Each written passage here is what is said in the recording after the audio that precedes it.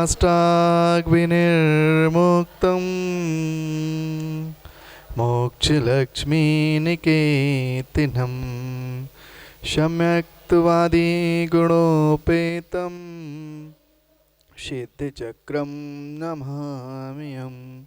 बोलिए अनंतानंद सिद्ध परमेष्ठी भगवान की, आचार्य भगवान गुरुवर विशुद्ध सागर जी महाराज जी की, परम पूज्य मुनि श्री सुप्रभ सागर जी महाराज जी की, परम पूज्य मुनि श्री प्रणत सागर जी महाराज जी की, अष्टानिका महापर्व की, सिद्ध चक्र महामंडल विधान की जय। जिनेंद्र बंधुओं, आप और हम सभी आज एकत्रित हुए हैं सम्यक समाधान की वह अद्भुत कार्यक्रम जो विश्व में लोकप्रिय होता जा रहा है। इसके लोकप्रिय होने का एक ही कारण है कि परम पूज्य मुनि श्री की वह मधुर वाणी और आगम के अनुरूप होने वाला सम्यक समाधान, जिसमें आप सभी भक्तों के मन में उठने वाले सभी विकल्पों का परम पूज्य मुनि श्री सुप्रभ सागर जी महाराज देते हैं समीचीन विकल्प का सम्यक समाधान। आपके मन में कोई विकल्प उठता है, चाहे वह धार्मिक हो या लौकिक, आप अपना विकल्प मुनि श्री के समक्ष रख सकते हैं। अगर आप समक्ष यहाँ पर आकर अपना विकल्प नहीं रख पा रहे हैं तो आप हमें व्हाट्सएप कर सकते हैं। हम आपका विकल्प परम पूज्य मुनि श्री के पास प्रेषित करेंगे तथा मुनि श्री उस विकल्प का, उस समीचीन विकल्प का आपको सम्यक समाधान प्राप्त कर दिलाएंगे। ज़्यादा विलम्ब न करते हुए परम पूज्य मुनि श्री प्रणत सागर जी महाराज के चरणों में बार बार नमन करते हैं और परम पूज्य मुनि श्री प्रणत सागर जी महाराज से निवेदन करते हैं कि इस कार्यक्रम को आगे बढ़ाने के लिए हमें गति प्रदान करें। नमोस्तु भगवान, नमोस्तु भगवान, नमोस्तु भगवान। ओम नमः सिद्धिभ्य नमः श्रीवर्धमानाय निर्दूत कलिलात्मने सालोकानां त्रिलोकानां यद् विद्यादर्पणायते यद् विद्यादर्पणायते।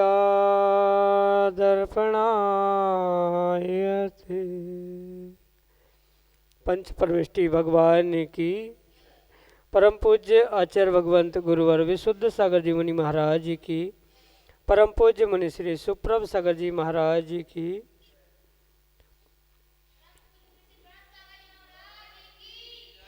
समीचीन विकल्पों का सम्यक समाधान, सम्यक ज्ञान की वह अनूठी विधा जिसके माध्यम से हम सभी अपने मन में उठने वाले उन अनेकानेक समीचीन विकल्पों का सम्यक समाधान प्राप्त करके अपने मन को निर्विकल्पता की ओर ले जा रहे हैं, क्योंकि निर्विकल्पता ही वास्तविक सुख है।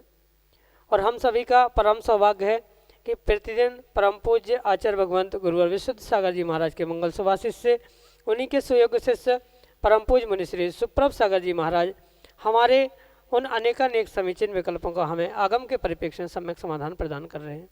प्रारंभ करते हैं आज का सम्यक समाधान। और आज का पहला विकल्प आष्टा मध्य प्रदेश से डॉक्टर मगन जैन परम पूज्य मुनि श्री के श्री चरणों में कोटि कोटि नमोस्तु निवेदित करते हुए अपना समीचीन विकल्प रख रहे हैं कि महाराज जी, किसी के प्रति नकारात्मक भाव रूपी प्रज्ञापराध का क्या फल होता है एवं उससे हम कैसे बचें। हमारे समीचीन विकल्प का सम्यक समाधान करने की अनुकंपा करें। नमोस्तु महाराज जी, नमोस्तु। ओम नमः सिद्धम। परम पूज्य आचार्य भगवान गुरुवर विशुद्ध सागर जी महाराज जी की, परम पूज्य मुनि श्री सुप्रभ सागर जी महाराज की जय।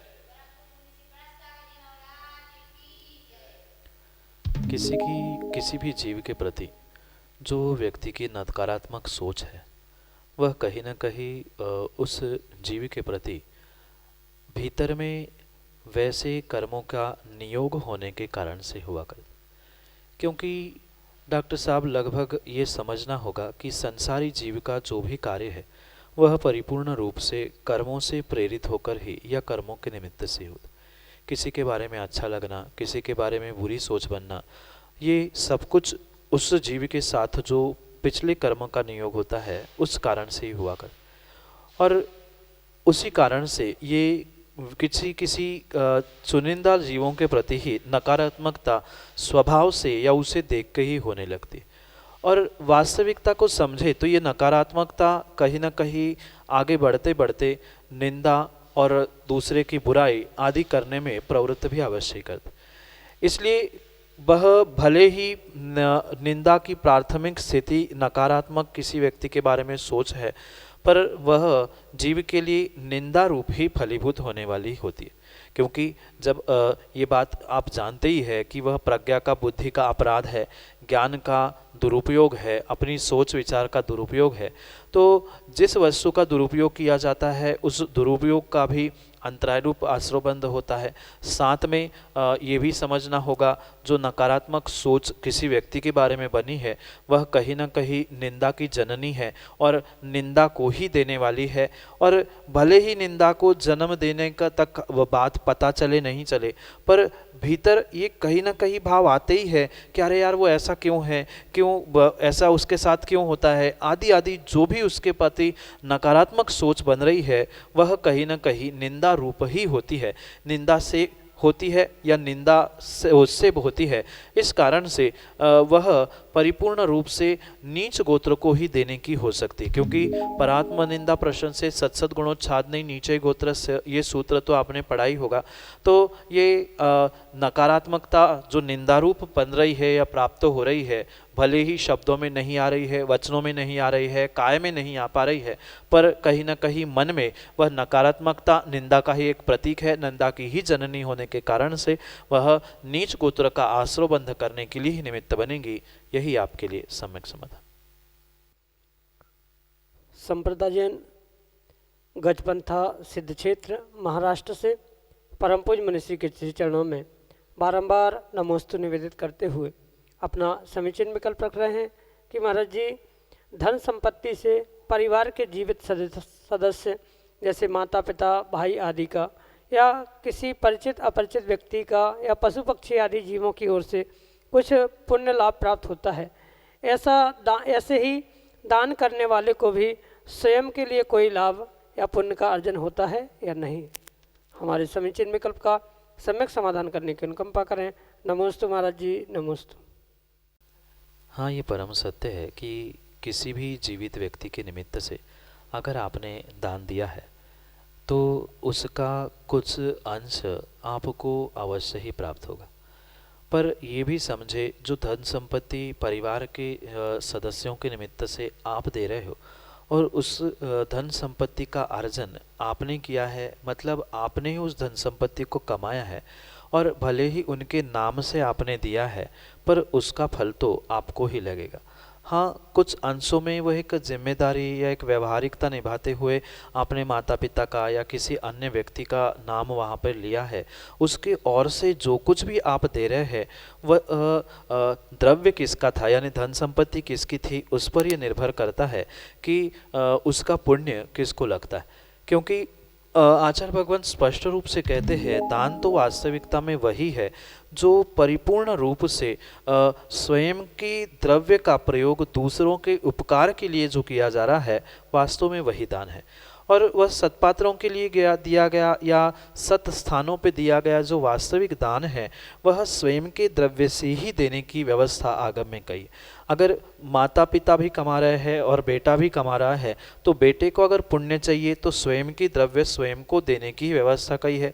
माता पिता अगर कमा रहे हैं और माता पिता को दान देने का पुण्य प्राप्त करना है, तो माता पिता ने जो धन संपत्ति कमा के रखी है उसका दान ही उनके लिए साक्षात पुण्य का निमित्त बन सकता है। ऐसा कदापि नहीं संभव हो सकता है कि बेटा कमा रहा है, माता पिता भी कमा रहे हैं और माता पिता के पैसों से बेटे को दान का फल मिले या बेटे के दान से माता पिता को दान का फल मिले। ठीक है, कृतकालिक अनुमोदना से कुछ तो अंश कुछ तो फल मिलेगा, पर साक्षात जो दान देने का पुण्य है वह स्वयं के द्रव्य से दूसरे के लिए किया गया जो उपकार है, वास्तविकता में वही पुण्य लाभ कराने के लिए निमित्त हो सकता है। और यही बात स्वयं के विषय में भी समझनी होगी कि जो स्वयं के निमित्त से ही स्वयं के द्रव्य का दूसरों के स्वयं के उपकार के लिए किया जाने वाला जो दान है, वास्तविकता वह धन संपत्ति का देना ही एक प्रकार प्रकार का दान है, पर दान की जो कई बार मैंने परिभाषा समझाई है उस परिभाषा को समझने की आवश्यकता है। स्वस्याति सर्गो दानम, स्वयं का और दूसरे का उपकार जिससे हो, वास्तविकता में वही दान है। और माता पिता या अन्य किसी भी जीव के ओर से दिया जा रहा है, भले उनका नाम लेते हुए दिया जा रहा है, तो कुछ अंशों में तो उन्हें लगेगा, पर आपने आपका धन का सदुपयोग किया है, द्रव्य आपका था, आपने कमाया था, इसलिए वास्तविकता में सबसे अधिक पुण्य आपको ही लगेगा। और स्वयं के लिए भी दान स्वयं के ही नाम से दे रहे हैं तो फिर बात ही नहीं है, फिर तो आपको आपके दिए हुए दान का तो पुण्य मिलेगा ही मिलेगा, उसमें कोई शंका या विकल्प करने की आवश्यकता ही नहीं है। क्योंकि दान जो देता है और जो इस दान के लिए धन संपत्ति कमाता है, वही उस पुण्य का लाभ प्राप्त करने के लिए हकदार हुआ करता है। आपने कमाया हुआ द्रव्य अगर आप ही धन संपत्ति रूप खर्च करते हुए दान दे रहे हो तो उसका फल आपको ही मिलेगा, अन्यत्र किसी को नहीं मिलेगा। हाँ, व्यवहारिक अपेक्षा से किसी का निमित्त, किसी का औचित्य लेके, किसी का नाम लेके आप उसका कार्य कर रहे हो तो कथनचित उसकी अनुमोदना है तो अनुमोदना रूप उसको फल मिलेगा, कारित रूप फल मिलेगा। माता पिता ने कहा, उनके ओर से आपने दिया तो उनको भी फल मिलेगा, आपको भी मिलेगा, पर आपने अपने ही नाम से स्वयं के लिए ही दान दिया है, स्वयं के धन संपत्ति का दान दिया है, तो आपके लिए नियम से पुण्य का ही आश्रवण करने वाला है, स्वयं को ही पुण्य का लाभ देने वाला है। यही आपके लिए सम्यक समाधान। अगले समीचीन विकल्प के लिए इंदौर मध्य प्रदेश से ऋचा प्रतीक शाह परम पूज मनीषी के श्री चरणों में सपरिवार कोटि कोटि नमोस्तु निवेदित करते हुए अपना विकल्प रख रहे हैं कि महाराज जी, जो हमारे कुल के देवी या देवता होते हैं उनकी सिर्फ सम्मान की दृष्टि से पूजना, उन्हें या श्रीफल आदि अर्पण करना भी मिथ्यात्व की श्रेणी में आएगा क्या? हमारे समीचीन विकल्प का सम्यक समाधान करने की अनुकंपा करें। नमोस्तु महाराज जी, नमोस्तु। देखना, सभी देवी देवता मिथ्या दृष्टि नहीं होते, और जो ये कई स्थानों पर परंपराएं चलती है कि जो कुल के निमित्त से, घर परिवार के निमित्त से, मंदिर या किसी क्षेत्र आदि के निमित्त से जो वहाँ के रक्षक देवी देवता आदि होते हैं, तो उनको एक सम्यक दृष्टि मानकर श्रीफल भेंट आदि करना या किसी अन्य प्रकार से उनका सम्मान करना, ये किसी भी प्रकार से अनुचित कार्य नहीं है। अगर जो ये कार्य करते हैं, ऐसे उन कार्यों के लिए, जैसे कि आपने प्रश्न पूछा उन कुल देवताओं के निमित्त से, तो जो उनको एक सम्मान के रूप में श्रीफल भेंट किया जा रहा है तो उसमें दोष नहीं है, पर ये भी अवश्य समझे कि उनको आप भगवान मान के पूज रहे हो, परमेष्ठी मान के पूज रहे हो, परमेष्ठी जैसा सम्मान दे रहे हो, परमेष्ठी जैसा उच्च स्थान दे रहे हो, तो परिपूर्ण रूप से वह कार्य आपके लिए दोषपूर्ण ही होगा, दोषपूर्ण ही नहीं अपितु वह एक मिथ्यात्व का ही भाजन हो सकता है। इसलिए जो जैसा है उसको वैसा सम्मान देते हुए, उसको वैसा मानते हुए अगर कार्य किया जा रहा है तो उसमें किसी भी प्रकार से कोई भी दोष हो ही नहीं सकता। इसलिए अगर आप उनको एक मात्र सम्मानजनक सम्यक दृष्टि देवता मान के हुए उनका अभिवादन या जय जिनेन्द्र तक कर रहे हो एक श्रावक की हैसियत से, तो उसमें किंचित भी दोष नहीं है, पर किसी भी प्रकार से उन्हें परमेष्ठी, परमात्मा, देवादिदेव या देवशास्त्र गुरु की बराबरी से मानते हुए उनका सम्मान किया जा रहा है तो वह दोषपूर्ण है। जैसे एक श्रावक दूसरे श्रावक को जय जिनेन्द्र करता है या कोई विशेष अतिथि घर में आता है तो उसका मुंह मीठा किया जाता है, उसके लिए भेंट में कुछ दिया जाता है, तो ऐसे मात्र मुंह मीठा करने के अभिप्राय से या उनको उस भेंट रूप देते समय अगर श्रीफल दिया जा रहा है तो वह किसी भी प्रकार का मिथ्यात्व नहीं है, उसमें किसी भी प्रकार का दोष नहीं है। इसलिए ये अवश्य समझे कि ऐसा कार्य करने में विकल्प करने की आवश्यकता नहीं है। पर मैं पुनः तीसरी बार कह रहा हूँ कि परमेष्ठी भिन्न है, वे देव भिन्न है, हमारे पूज्य परम पूज्य देवादिदेव है, वे मात्र एक सम्माननीय श्रावक के कोटि में या एक सम्यक दृष्टि, अविरत सम्यक दृष्टि की अपेक्षा से उनको अगर आप सम्मान या आतिथ्य कर रहे हो, श्रीफल आदि भेंट कर रहे हो तो उसमें किंचित भी दोष नहीं है। यही आपके लिए सम्यक समाधान। अगले समीचीन विकल्प के लिए मड़ौरा उत्तर प्रदेश से श्रीमती सुषमा जैन ऑडियो मैसेज के रूप में हमारे सामने। दुई मुनि राजों की चरणों में मीरा मेरी परिवार की ओर से बारंबार नमोस्तु गुरुवर, नमोस्तु नमोस्तु। गुरुवर, मेरा विकल्प है कि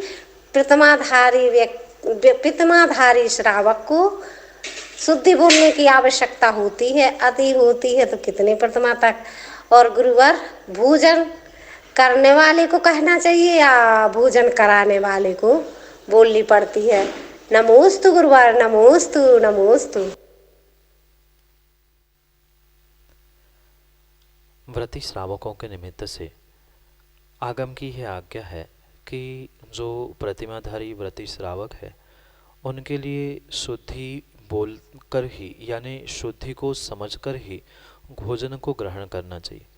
इसका तात्पर्य ये नहीं है कि जो भोजन कर रहा है वो स्वयं के लिए ही शुद्धि बोले और स्वयं ग्रहण करे, ऐसा कदापि नहीं होगा। क्योंकि भोजन बनाने वाले की शुद्धि है कि नहीं है, ये शुद्धि सुनकर ही वह प्रतिमाधारी श्रावक उस भोजन को ग्रहण करे, ऐसी आगम की आज्ञा है। जब तक श्रावक के लिए, व्रती श्रावक के लिए, प्रतिमाधारी के लिए थाली लगा दी, अगर उसके लिए शुद्धि पूर्ण रूप से नहीं बोली है तो वह उस भोजन को ग्रहण नहीं करता। पर ये भी समझे ये व्यवस्था दूसरी प्रतिमा से आगे की व्यवस्था है। उसके पहले कोई जान के ये कह रहा है कि हम तो प्रतिमा धारण करने का अभ्यास कर रहे हैं, हमारी पहली प्रतिमा है, तो उनके लिए ये व्यवस्था नहीं है। जब से दूसरी प्रतिमा प्रारंभ होती है तब से उस श्रावक की व्रती संज्ञा प्रारंभ होती, और जैसे उसकी वह व्रती संज्ञा प्रारंभ होती है उसके लिए शुद्धि पूर्वक ही भोजन ग्रहण करने की व्यवस्था कही गई। पर यह भी समझे, जो शुद्धि मुनिराजों के लिए कही जाती है वह पूर्ण शुद्धि या पूर्ण नवदा भक्ति उस रूप से स्वीकार नहीं की गई है, पर सबकी अपेक्षा और सबकी कैटेगरी को लेते हुए भिन्न भिन्न प्रकार की व्यवस्था, भिन्न भिन्न प्रकार की शुद्धि की व्याख्या आगम में आचार्य भगवंतों ने की। जैसे दूसरी प्रतिमा से लेकर आगे की 7वीं, 8वीं, 9वीं, 10वीं प्रतिमा तक आचार्य भगवंत स्पष्ट रूप से कहते हैं, क्योंकि 11वीं प्रतिमा में शुल्क पद प्राप्त होता है, उसके पूर्व तक श्रावक को पूर्ण रूप से शुद्धि का पालन करते ही भोजन को ग्रहण करना होगा। वह शुद्धि मात्र आहार जल शुद्ध है, इतनी ही शुद्धि उन व्रती श्रावकों के लिए आवश्यक है। ये जो मुनिराजों के लिए आप कहते हैं मन शुद्धि, वचन शुद्धि, काय शुद्धि, आहार जल शुद्ध है, ये पूरी शुद्धि उनको बोलने की आवश्यकता नहीं है। मात्र उन व्रती प्रतिमाधारियों के लिए आहार जल शुद्ध है, इतनी ही शुद्धि करके आप भोजन ग्रहण करें, इतना ही निवेदन किया जाता है। ये आगम की व्यवस्था है। और ये भी समझे, ये भोजन करने वाले यानी जो स्वयं थाली पर बैठकर भोजन कर रहा है उसको शुद्धि नहीं कहना है, जो भोजन बना के भोजन परोस रहा है उसको शुद्धि बोलनी होगी। अगर ऐसा होगा तो मुनिराज को स्वयं ही मन शुद्धि, वचन शुद्धि, काय शुद्धि, आहार जल शुद्ध है स्वयं ही बोले और स्वयं ही आहार ग्रहण करे, तो ऐसी आगम की व्यवस्था नहीं है। बिल्कुल ऐसा ही श्रावक के, व्रती श्रावक के निमित्त से भी कहा गया है कि व्रती श्रावक अगर अपने चौके में, अपने घर में भोजन कर रहा है तो उसके निमित्त से आचार्य भगवान कहते हैं कि आहार जल शुद्ध है, इतना निवेदन करते हुए उसे भोजन ग्रहण करे। ऐसा निवेदन करेगा तो ही वह व्रती श्रावक किसी के घर में, किसी के चौके में भोजन ग्रहण कर सकता है, अन्यथा नहीं कर सकता। ये आगम की व्यवस्था है। पर भोजन बनाने वाला और भोजन कराने वाले को शुद्धि बोलना अनिवार्य है, ना कि भोजन करने वाले को। जो स्वयं कर रहा है वह स्वयं के लिए क्या शुद्धि बोलेगा, जिसने भोजन बनाया है, जो भोजन परोस रहा है, उन जीवों को, उस प्रतिमाधारी लोगों के लिए, प्रतिमाधारी व्रतियों के लिए शुद्धि को बोलना, वह भी मात्र आहार जल शुद्ध है, इतनी ही शुद्धि दोहराना, यही उसके लिए आगम की व्यवस्था है और यही आपके लिए सम्यक समाधान। अगले समीचीन विकल्प के लिए जतारा मध्य प्रदेश से हमारे सामने हैं सुनील जैन बंसल अपने समीचीन विकल्प के साथ। पूज्य मुनिश्री के चरणों में बारंबार कोटसा नमोस्तु नमोस्तु, पूरे बंसल परिवार जी की ओर से भी मुनिश्री के चरणों में नमोस्तु। प्रसंग है मैना सुंदरी से संबंधित है। जिस समय मैना सुंदरी का विवाह श्रीपाल के साथ होता है तो उनके कुष्ठ निवारण के लिए वो तीर्थ यात्रा के लिए जाती हैं और वहाँ पर एक मुनिराज जी से दर्शन करती हैं और मुनिराज उनके कुष्ठ निवारण के लिए आशीर्वाद देते हैं कि हे पुत्री, अष्टान का महापर्व पर आप श्री चक्र महामंडल विधान का आयोजन करें, इससे आपके पति और उनके सभी साथियों का कुष्ठ निवारण होगा, ऐसा उन्होंने आशीर्वाद दिया। तो ये है कि जब अष्टान का महापर्व आया तो मैना सुंदरी ने वह सिद्ध चक्र महामंडल विधान कहाँ पर संपन्न किया, और उस समय जब उन्होंने मैना सुंदरी ने विधान का आयोजन किया तो उस समय क्या वहाँ समाज थी या किसी के द्वारा जो अभिषेक का उसमें आता है कि गंधोदक छिड़कत थी तन पर कुष्ठ का निवारण होता है, तो वहाँ पर कहाँ उन्होंने अभिषेक मैना सुंदरी ने किया या वहाँ पर कोई और थे या कैसा क्या है, इस संबंध में एक मन में विकल्प रहता है कि कहाँ पर कैसे एक आयोजन हुआ उनका। नमोस्तु महाराज जी, नमोस्तु। बंसल जी, वर्तमान में बहुत सारी परिस्थितियाँ बदल गई और समय परिस्थिति बदलते बदलते बहुत सारे आयोजनों का रूप भी वर्तमान में बदलते हुए देख रहा। पहले जब भी सिद्ध चक्र विधान या कोई विधान होते थे वह परिपूर्ण रूप से किसी न किसी एक व्यक्तिगत घर परिवार कुटुंब से ही किया जाता। भले ही वर्तमान में उसको सामूहिक रूप प्राप्त हो गया हो, चाहे पंचकल्याण हो चाहे विधान हो, ये भले ही वर्तमान में सामूहिक रूप से या समाज का रूप सामाजिक रूप देके उसे किया जा रहा है। ऐसी प्राचीन व्यवस्थाएं नहीं थी। आप जहाँ भी आगम खोल के देख लेना वहाँ यही लिखने मिलेगा कि अमुक सेठ ने सिद्ध चक्र विधान कराया, अमुक व्यक्ति ने विधान करवाया, अमुक ने ये किया, मंदिर बनाया, अमुक ने पंचकल्याण कराया। तो ऐसी व्यक्तिगत घर परिवार या एक अकेला ही व्यक्ति उन कार्यों को, प्रयोजनों को, आयोजनों को करता था। पर वर्तमान की परिस्थिति भिन्न होने के कारण से समाज को साथ ले जाते हुए, समाज को साथ लेकर चलते हुए धार्मिक अनुष्ठान को विशाल रूप देने के लिए समाज की या कई पात्रों की, भिन्न भिन्न पात्रों की आवश्यकता होती है। तो ये ज़रूरी नहीं है कि किसी समाज में ही मैना सुंदरी ने पहुंचकर विधान किया हो। कहीं ना कहीं वह भले ही घर से निकली थी, क्योंकि ये तो बात सबको ही पता है कि वह उपेक्षित हुई थी उस कुष्ठी के कारण से, और उसको पूरा विश्वास था कि जो जैसा मेरा भाग्य है वैसा कार्य होगा, और इसी बदौलत वो पिता का घर छोड़ के ही भी उस कुष्ठी के साथ विवाह करने के लिए तैयार हो गई। तो ये उसका जब कठोर निर्णय था ही, तो मुझे नहीं लगता कि वह किसी समाज के सामने या किसी के सामने जाके भीख मांग रही होगी कि मेरे लिए ये करा दो। उसको अपने देवशास्त्र गुरु पर इतना इतना अकाट्य श्रद्धा और अकाट्य विश्वास था कि गुरु ने उसके लिए कहा कि तुम्हें सिद्ध चक्र की आराधना करनी है, तो वह बिना सोचे समझे मात्र गुरु की आज्ञा को स्वीकार करते हुए उस विधान को करने में तत्पर हो गई। तो ये वहाँ कहीं प्रश्न ही नहीं आता, और जहाँ भी आप आगम खोल के देख लेना, यहाँ कहीं ये पढ़ने में भी नहीं आएगा कि किसी स्थान पर या किसी समाज में पहुंचकर उसने समाज से निवेदन किया कि आप मेरे लिए विधान करा दो, आप मेरे पति के लिए कुष्ठ दूर करा दो। जहाँ भी व्याख्यान प्राप्त होता है और जहाँ भी आचार्यों का कथन मिलता है वहाँ यही मिलता है कि उस मैना सुंदरी ने ही विधान किया, कराया, और उसने ही गंधोदक के द्वारा अपने पति और 700 जीवों का कुष्ठ दूर किया। इसलिए उस आगम की कथानकों पर किसी भी प्रकार का विकल्प करने की आवश्यकता नहीं है। वर्तमान की परिस्थिति, वर्तमान की बहुत सारे कार्य कितने ही बदले क्यों ना हो, पर वास्तविकता उस काल की, उस समय की जो थी उसको समझने की आवश्यकता है। हाँ, ये हो सकता है जैसे वर्तमान में भी बहुत सारे एकांत स्थान पर मंदिर है, क्षेत्र है, तो उस एकांत स्थान पर पहुंचकर 701 कुष्ठियों के साथ उसने विधान किया होगा। और ये भी हो सकता है माना कि विधान करते समय आसपास के कोई क्षेत्र से कोई व्यक्ति भी आते होंगे, किसी का सहयोग भी मिला होगा, पर सहयोग मिला हो तो उसने मांगा नहीं है, ये तो पक्का है सहयोग, क्योंकि स्वाभाविक सी बात है, आपने भी विधान किया चतारा में तो बहुत सारे जीव जुड़ गए, अपने आप सबका सहयोग हो गया। तो हो ना हो, कहीं ना उसने कार्य प्रारंभ किया होगा, कई सारे जो धर्मात्मा लोग जुड़ गए होंगे, कार्य छोटे से बड़ा हो गया था, तो उसमें कोई बड़ी बात नहीं है। तो वह एकांत में भी किया जा सकता है या अन्य कहीं समाज में पहुंच के भी किया हो। ऐसा कोई स्पेसिफिक उसका व्याख्यान आगम ग्रंथों में नहीं मिलता कि इस मंदिर में किया। जैसे बाकी बहुत सारे घटनाक्रम के दृष्टांत और स्थान तो मिलते हैं, पर इस विषय में कोई व्याख्यान नहीं मिलता कि उत्तर भारत में हुआ कि दक्षिण भारत में हुआ कि कहाँ हुआ, उसका कोई भी संदर्भ नहीं मिलता। और कैसे किया था उसका भी व्याख्यान नहीं मिलता। जहाँ जहाँ कथानक मिलता है उतना ही कथानक मिलता है कि मैना सुंदरी ने अष्टानिका के दिनों में सिद्ध चक्र की आराधना करते हुए अपने पति का कुष्ठ दूर किया।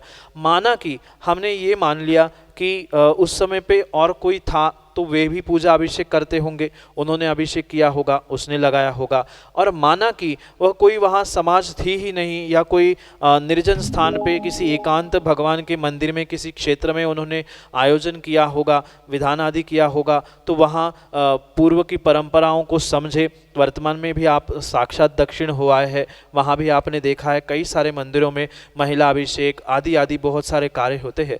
तो उस परिप्रेक्ष्य में हमें ये विकल्प करने की आवश्यकता नहीं है कैसे किया होगा क्या होगा, दोनों संभावना अपने पास है। क्योंकि दोनों के लिए कोई प्रमाण नहीं मिलता, तो जब तक हम केवली नहीं बन रहे हैं या केवली के पास नहीं पहुंच पा रहे हैं तब तक हमें उभय वाक्य प्रमाणम पे ही अनुमान ज्ञान से समझना होगा। अगर समाज के मध्य में या समाज का कोई व्यक्ति आता होगा तो वे अभिषेक करके गंधोदक देते होंगे, नहीं तो प्राचीन परंपराओं को समझते हुए ये भी निर्णय करना होगा कि उस स्थान पे महिला अभिषेक की होता होगा, महिला ने ही अभिषेक किया होगा और मैना सुंदरी ने अभिषेक करा के गंधोदक छिड़का होगा। तो उसमें कोई भी विशेष विकल्प करने की या सोचने की आवश्यकता नहीं है। दोनों में से जैसी वहाँ की तात्कालिक परिस्थिति होगी, क्योंकि दोनों के विषय में भी कोई ठोस प्रमाण आगम ग्रंथों में नहीं मिलता है, इसलिए हम दोनों को भी संभावना सत्य मानते हुए दोनों को स्वीकार करने में कोई हर्ज नहीं है। स्थानीय क्षेत्रीय समय समय की परिस्थितियाँ, समय समय की परंपराएं भिन्न भिन्न थी, है और आज भी देखने में आ रही है। आज जब इतनी अलग अलग भिन्न भिन्न मान्यता और परंपरा है तो उस समय भी भिन्न परंपराएं और उस समय को लेकर आज तक कई सारा समय का, कई सारा क्रियाओं का, कई सारे आयोजनों का और परिस्थिति का बदलाव हुआ है। तो वह भी बदलते बदलते आज कुछ बदला हो तो उसमें विकल्प करने की आवश्यकता नहीं है। वे किसी भी निर्जन स्थान में या समाज के मध्य में भी दूसरों के द्वारा या स्वयं ने भी किया हो, हमें तो इतना पता होना चाहिए और इतनी श्रद्धा होनी चाहिए कि उसने अगर सिद्धों की आराधना करके अपने कुष्ठपति का और सभी कुष्ठियों का रोग दूर किया था तो हम भी वैसी श्रद्धा करते हुए अपने तन मन को परिपूर्ण रूप से कुष्ठ से दूर कर सकते हैं। क्योंकि ये भी सोचना होगा कि 700 कुष्ठी एक स्थान पे रहेंगे, समाज के मध्य में रहेंगे, तो कौन उनको सहन कर सकता था, क्योंकि उनको तो गलित कुष्ठ हुआ था। एक व्यक्ति का गलित कुष्ठ सहन नहीं होता, फिर 701 जीवों का गलित कुष्ठ संभव ही नहीं था। हो ना हो कहीं एकांत स्थान में ही उसने ही स्वयं की द्रव्य की व्यवस्था की होगी या उतना तो वे स्वयं ही लेके चलती होगी, क्योंकि वह देवशास्त्र गुरु की आराधना करने वाली थी। तो कहीं ना कहीं स्वयं के द्वारा उस व्यवस्था को बनाते हुए उसने आराधना की और भगवान सिद्धों की आराधना करते हुए स्वयं को और उन 701 कुष्ठियों को भी दिन बदलने के लिए निमित्तभूत बनी। यही आपके लिए सम्यक समाधान। शुभम जैन, चिरगांव, उत्तर प्रदेश से अगले समीचीन विकल्प के साथ हमारे सामने। महाराज श्री के चरणों में त्रिवार नमोस्तु नमोस्तु नमोस्तु। महाराज जी, मेरा प्रश्न यह है कि होली का पर्व आने वाला है जिसमें लोग एक दूसरे का मुँह काला करते हैं, पूर्व के पैर भाव का बदला उसी दिन अधिकांश लोग लेते हैं, तो हम इन सब से कैसे बचें और आगम के परिप्रेक्ष्य में होली कैसे मनाएं? नमोस्तु महाराज जी।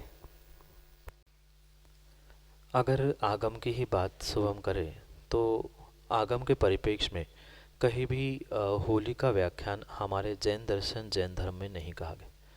ये तो कुछ तात्कालिक परिस्थितियाँ और तात्कालिक व्यवस्थाओं को लेते हुए ये भिन्न भिन्न संप्रदाय और भिन्न भिन्न स्थानों से प्राप्त हुई ये व्यवस्था है जो कि होली के रूप में वर्तमान में खेलते हुए देखने में। और जो होली चाहे जलाना हो, होली के रंगों को खेलना हो, कई जगह होली पे खेला जाता है, कई जगह रंग पंचमी के दिन रंग खेले जाते हैं, तो इसका कोई भी आगम प्रमाण नहीं है, क्योंकि ये त्यौहार हमारे जैन धर्म के अनुसार है ही नहीं। वास्तविकता में ये कहीं वर्तमान की परिस्थिति या वर्तमान में अन्य स्थानों से प्रेरित होते हुए किया गया वाला कार्य है। इसलिए ये आगम के परिप्रेक्ष्य में अगर पूछो तो आगम के परिप्रेक्ष्य में इसका कोई प्रमाण नहीं। हाँ, तात्कालिक बहुत सारी ऐसी व्यवस्था है जिसे देखते हुए करते हुए एक दूसरे का देखते हुए ये कार्य प्रारंभ हो चुके हैं। तो मात्र होली ही नहीं अपितु ऐसी बहुत सारे चाहे त्यौहार कह दो या बहुत सारे ऐसे कार्य कह दो जिसका आगम प्रमाण ना होते हुए भी उस कार्यों को बहुत सारे जीव वर्तमान में करते आए। तो होली के परिप्रेक्ष्य में अगर हम ये समझे, एक दूसरे का मुंह काला करना या एक दूसरे की पुराने बहुत लंबे समय पुरानी खुन्नस या भीतर की कषायों को निकालना, ये वास्तविकता में किसी भी संप्रदाय के निमित्त से वह होली का स्वरूप है ही नहीं है। तो वहाँ तो मात्र सामान्य रूप से एक मौज मस्ती आदि की अपेक्षा से किया जाने वाला ये एक त्यौहार है। और जहाँ तक हमें समझ में आता है कि होली के पहले थोड़ा सा मौसम जो ठंड का होता है, होली के बाद वह ठंड का मौसम बदलते हुए गर्मी का मौसम शुरू होता है। तो उस गर्मी के मौसम को प्रारंभ करते समय वह पानी, रंग, गुलाल आदि आदि के माध्यम से एक मनोरंजनात्मक कार्य करने के अभिप्राय से ये क्रियाएं या ये त्यौहार आदि मनाने की व्यवस्था हुई। मात्र रंग खेलना ही इतना होली का स्वरूप नहीं है, वह होली जलने के पीछे भी कुछ आगम के प्रमाण बाहर के यानी अपने अपने संप्रदाय से लोग देते हैं। ये होली का दहन है, कई स्थानों पर अन्य भी कुछ सेठों का दहन किया जाता है, कहीं कहीं अन्य बहुत सारी स्थानीय क्षेत्रीय परंपरा है जिसके साथ कहीं ना कहीं वहाँ के कथानक जुड़े हुए हैं। दक्षिण में इसको भिन्न प्रकार से मनाया जाता है, उत्तर भारत में भिन्न प्रकार से, मध्य भारत में भिन्न प्रकार से। तो ये क्षेत्रीय कथानकों को जोड़ते हुए इस होलिका को या होली को एक त्योहार का स्वरूप दिया गया। जो होली का दहन भिन्न दिन होता है, उससे शायद दूसरे दिन वह रंग गुलाल आदि खेला जाता है, कई स्थानों पर कीचड़ आदि से होली खेली जाती है। तो ये मात्र वर्तमान की परिस्थिति और वर्तमान में किए जाने वाले कार्य है, इसका हमारे जैन दर्शन के परिप्रेक्ष्य में कोई आधार नहीं है, पर वह अन्य स्थानों से प्रेरित होकर प्रारंभ किया गया ये होली का कार्य है। तो मैं तो ये कहता हूँ, अगर होली के दिन आपको छुट्टी या समय मिलता है तो आप उसको अपने तरीके से मनाने का प्रयास कर सकते। सच्चे देवशास्त्र गुरु के सानिध्य को प्राप्त करते हुए भगवान का अभिषेक, कोई अच्छा विधान, गुरु पास में है तो उनको आहार दान आदि करना आदि आदि करते हुए उस होली को, उस त्यौहार को, उस छुट्टी के दिन को हम बहुत अच्छे तरीके से मना सकते हैं। भले ही कौन किस प्रकार से कर रहा है, तो उन कषायों की पुष्टि करने के लिए ना पहुँचते हुए किसी का मुँह काला गोरा लाल पीला करने की जगह जो आज तक हमने अपने जीवन में कषायों से अपने आत्मा को, अपने मन को जो लाल पीला काला हरा नीला किया है, उसको साफ करने के लिए अगर सच्चे देवशास्त्र गुरु के सन्निधि को प्राप्त करते हुए अगर हम कर्मों की होली खेलते हुए यानी कर्मों का दहन करते हुए उसके माध्यम से ही अपने आत्मा का कल्याण करने का प्रयास करें तो यह अवश्य ही किया जा सकता है। शायद वो भजन भी आपने सुना होगा, होली खेले मुनिराज अकेले वन में। तो ऐसे ही वे तो मुनिराज अकेले वन में होली खेलते हैं, कहाँ की लकड़ी, कहाँ की समिधा, कहाँ का रंग, कहाँ का कुछ, उनके पास कुछ भी नहीं है, पर वे सब ध्यान में ही कार्य करते हैं, ध्यान के माध्यम से ही अपने कर्मों को जलाते हैं, उड़ी बची हुई उस राख को ही ध्यान के माध्यम से ही उड़ाते हैं। वही उनके लिए होली है, वही उनके लिए रंग है, वह कर्मों के रंग को उड़ाने का, आत्मा में कर्मों की सत्ता को मिटाने का पुरुषार्थ करते हैं। तो उसी प्रकार से पूर्ण रूप से नहीं, कम से कम एक देश तो हम वैसा प्रयास कर सकते हैं जो आज तक हम उन रंगों से, कषायों से, विषयों से, पापों से रंगे हैं। उस कषाय, पाप और रंगों से दूर होने के लिए सच्चे देवशास्त्र गुरु की आराधना करते हुए उनकी सेवा, उनके लिए आहार दान, उनकी पूजा, उनका विधान, किसी तीर्थ क्षेत्र की वंदना, अभिषेक, महामस्तकाभिषेक आदि आदि कार्यों को करते हुए उस पापों को, विषयों को, कषायों को जो हमने आज तक आत्मा में रंगाया है उसको मिटाते हुए स्वच्छ होने का, कर्मों को दहन करने का पुरुषार्थ इन दिनों में कर सकते हैं। इस प्रकार से हम उस होली के त्यौहार को मना सकते हैं। यही आपके लिए सम्यक समाधान। जय जिनेंद्र बंधु, आशा है आप सभी को मिल गया होगा आपके समीचीन विकल्प का सम्यक समाधान। मुनि श्री ने बड़े ही निर्मलता से दिया है आपके हर एक समीचीन विकल्प का सम्यक समाधान, वो भी आगम के अनुरूप। आपका कोई भी विकल्प रहता है, मुनि श्री देते हैं उसका समीचीन विकल्प का सम्यक समाधान। आपके पास अगर कोई भी विकल्प है तो आप हमें भेज सकते हैं। हमारा व्हाट्सएप नंबर है 8707548811। आप इसको स्क्रीन पर भी देख सकते हैं और इसको एक बार और नोट कर लीजिएगा, 8707548811। अगर आप ईमेल उपभोक्ता हैं तो आप हमें ईमेल भी कर सकते हैं। हमारी ईमेल आईडी है samyak.samadhan@gmail.com। आप मुनिश्री के प्रवचनों से सम्यक समाधान से जुड़ सकते हैं और हमारा यूट्यूब चैनल है सुप्रभात, जिसको सब्सक्राइब कीजिए और आपको आने वाली सारी ही प्रवचन, सारी वीडियोस आपको प्राप्त होती रहेंगी। और आप जनवाणी चैनल पर भी हमारे मुनिश्री के प्रवचन को सुन सकते हैं। जनवाणी चैनल पर प्रसारण 7:40 पर होता है। आप वहां पर जाकर मुनिश्री के प्रवचनों को श्रवण कर सकते हैं। और इस वीडियो को, या आप जो भी वीडियो देख रहे हैं, आप यूट्यूब पर देख रहे हैं इस वीडियो को, तो इसको शेयर करिए, जिससे आपके श्रुत ज्ञान में इजाफा होगा, श्रुत ज्ञान बढ़ेगा, तथा यह शेयर करके आप दूसरों को भी श्रुत ज्ञान बढ़ा सकते हैं और आप पुण्य की प्राप्ति कर सकते हैं। परम पूज्य मुनिश्री के चरणों में वंदन करते हुए इस कार्यक्रम को विराम देते हैं। नमोस्तु भगवान, नमोस्तु भगवान, नमोस्तु भगवान।